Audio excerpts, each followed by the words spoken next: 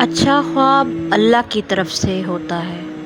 جو شخص اچھا خواب دیکھے اس پر اللہ کی حمد و ثنا بیان کرے اور اپنے محبوب لوگوں کے سوا کسی کو نہ بتائے۔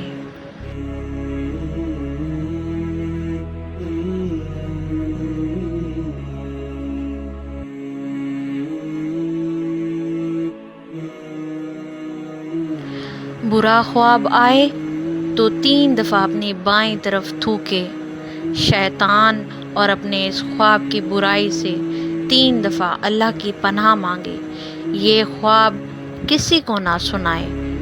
جس پہلو لیٹا ہو اسے بدل دے اور اگر چاہے تو اٹھ کر نماز پڑھے۔